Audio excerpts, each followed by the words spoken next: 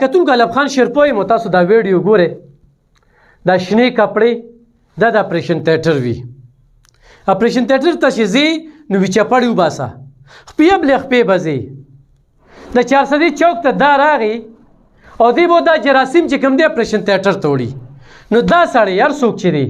کلاس پوړ دی پته نه لګي چې څه شی دی یې خو په زور را روان کړی دی یا دی جاهل ورته وو چې جټ دی نو جټ انسان ولې چې خدای پاک چې شرموي نه هغه داسې وي نو د چې کوم دی دا کپړې چولی دي او دی راغلی دی د کپړې په قدر نه پرېښود دی چې ډاکټر وي یا ډسپنسر وي یا نرس وي یا نو دی به د کپړو دا کمې شنې کپړې چې چولي د دې په عزت په پیده د دې په قدر په پیده د دې په حفاظت په پیده نو یو خو پکې دا قسمه خلک چې کوم دی نو ډاکټران کړي دي او داسې قسمه خلک چې کوم دی نو موږ ته پکې را مخامخ کړي دي یو بل تقریر کوو چې یاره موږ پښتانه یو په واټ کې ګرځي او په دې کې ګرځي او په دې کې ګرځي نه دا خدای تعالی بنده خو ثبوت د سري نو د اقام ته وښایه که نه چې زه په کوم واټ کې ګرځېدلی مو کومه ویډیو د سره په دروغو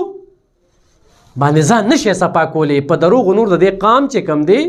همدردي نشي اخیستی او دا نن چې د چوک ته راکم کسان دوتو دا نه ډاکټران نه د هسپتال عمله نه ډسپنسران دا هغه پروفیشنل خیرمارانو چې دوی نه ډیوټۍ کوي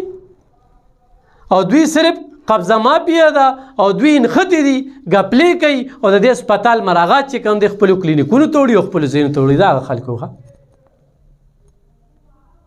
خو چېرې دا سړی مخلصه وي نو نن به د چارسدي ټول هسپتالونه بند وو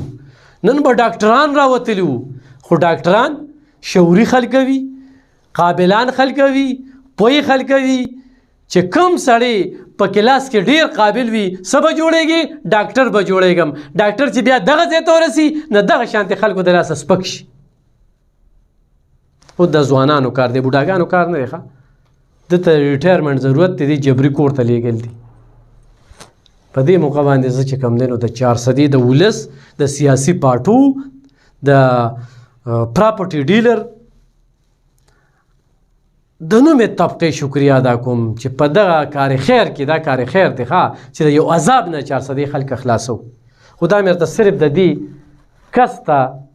دغه ښوده چې دا کپړې د ده زه معلومات کوم هر څوک چې د ده به زه کور ځای ځایږي دا هر څه به زه د اقام ته ښیم ده ته پته نشته چې زه م لیونی یم زه چې یو څي پسې ولګم نو بیا لګېدلی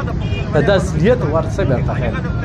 او خو ډاکټر وي د ده خلاف د پوري کاروي